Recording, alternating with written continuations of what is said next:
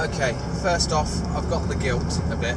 With this channel, I'm trying to document everything I go through, from not knowing anything about paramotoring, apart from videos, to being a pilot. So with this series, which is the training bit, I'm trying to include as much as I can. The only things I'd missed up till recently were classroom work over at Clive's, which is just people sat in a room taking tests or looking at airspace maps, learning to navigate, things like that. Not interesting to watch.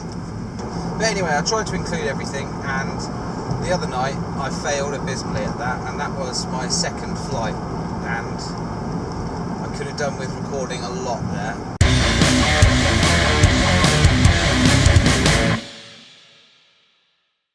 Trying to record while you're being taught is a pain, and especially if you're trying to learn something like flight, where mistakes can be punishing ultimately, then listening to the instructors and concentrating is more important than worrying about where cameras are, etc.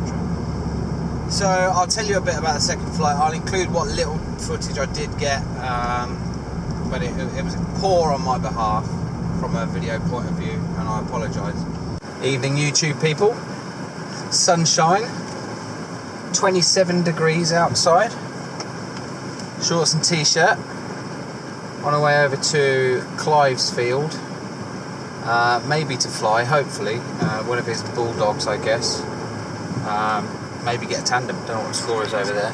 So thanks to all the people that are subscribed. It's nice to know that somebody's watching. You're not just screaming into the void. Anyway, let's get over to Clive's field and see what the wind's doing. It doesn't look like there's a lot, to tell the truth. It might be some strenuous forward launching, I think. We'll see what happens. I'd much rather do a reverse. Actually, someone just commented on the previous video that came out today. I think it was a flying veteran, so shout out to you if you're there.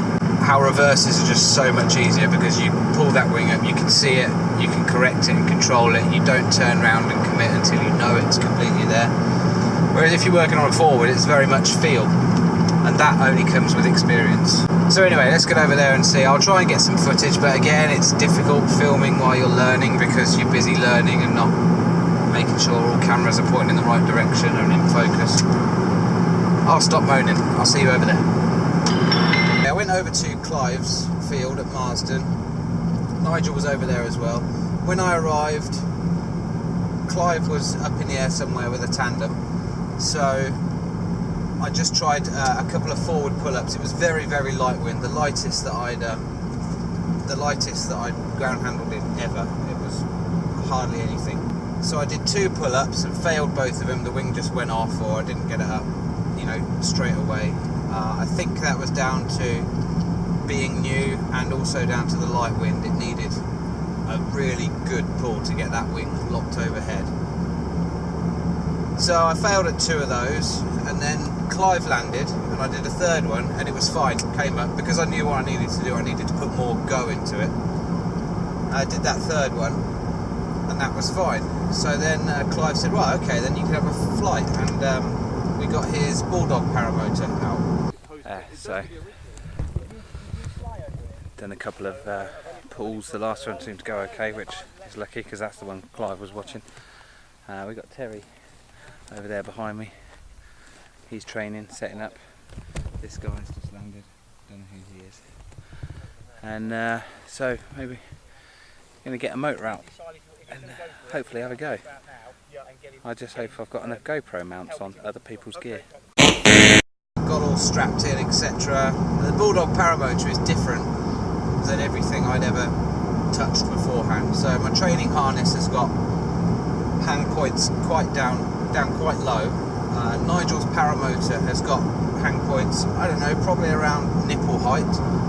The Bulldog Paramotor has got hang points up here, literally eye level pretty much. I'm told that's very comfortable in the air. There's no right or wrong, it's just a lot different from what I was used to. So suddenly having this different paramotor on my back and trying to pull up in light winds, another thing that was different. I tried 3 times, all 3 were failures, and And then Nigel said, do you want to have a go with my motor? And I said, yes please, because the hang points are lower, the throttle is more comfortable. So I strap into Nigel's machine and take off very well, apparently. I got in the seat too early. I don't know why I did that, but I was conscious that I'd done it as soon as I'd done it, which Clive mentioned when I got back down. So then I took off. It was a lovely evening like this. It was sunset. It was probably, I don't know, 7 o'clock-ish. And I had a good 20 minutes flying around. We started off with a camera, with the wing camera on. But because the wind was so light, I was suffering frontal tucks trying to pull up with the Bulldog. So they took that camera off. They said, you don't want anything in light winds like this that is going to, you know, affect that leading edge of the wing. So fine, that's gone. Clive's helmet, no GoPro mount. So I've got all these cameras and I can't carry any of them. And I end up going up and hoping that someone on the ground is videoing at least something with their phone. Nigel picked up one of the GoPros and was wandering around with it, but he didn't think it was recording. So I've just got bits of conversation he was having with people on the ground. How do you know when this is recording or not? I don't know, so I don't know what they are. We're going to record your landing on your camera. When that's blue flashing, I don't think it's recording. But I got up there, 20 minutes, I think, about 15-20 minutes. I flew a couple of fields away, I came back, I tried some turns. I was quite surprised at how hard you have to pull the brakes in order to effect a turn. I don't think that it was excessively hard, it was just harder than I was expecting it to be. So again, if you're learning, not flown yet, then yeah, you can give quite a solid tug on those brakes to get it to turn.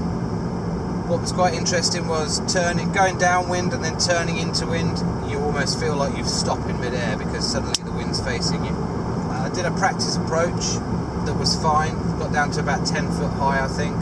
I'd have happily carried on across the field at 10 foot, I felt very comfortable there. But Clive wanted me back up and back round a few times. I could have gone further, I could have gone higher certainly. Height and the change in height is harder to judge the higher you get. So when you're near the ground, you can tell when you're going up or going down. When you're up at 500 feet or 800 feet, I've no idea how high I went. It's harder to tell if you're actually climbing. So again, a phone with an app on or GPS, altimeter on your wrist or whatever, because you can't see the ground going away from you or getting closer as easy as you can when you're closer to it. So that landing was a bit crap. I mean, nothing was broken and I walked away, so it was a good landing. But I came down for my approach, came over the hedge into the field, cut the power, and then I started wandering off to the left, which wasn't a problem because there's loads of space. I wasn't even going to try and correct it. I was more worried about landing than, you know, where I was going to land. So I was in the crop a bit, which is just some 6-inch high crops growing. But I came down, I flared too early again. It was faster than it was on my first flight, and that's probably down to less wind. I was into wind, but there wasn't much of it, so I was travelling faster. So it was faster than I was expecting. And I came down, went down on my hands and knees, but everything was okay there, and everyone was quite pleased. I think that I was still alive, so that was good. So yeah, I was down to those three things. It was the throttle, the light wind speed, that was lighter than anything I'd worked with before. And the fact that this thing had hang points up here, which I just wasn't used to. So anyway, there's all my excuses out the way. I'm sorry about that. I will make sure that I don't do it again. If I fly, you'll know about it. And you'll know whatever it is I've learned or picked up from that flight.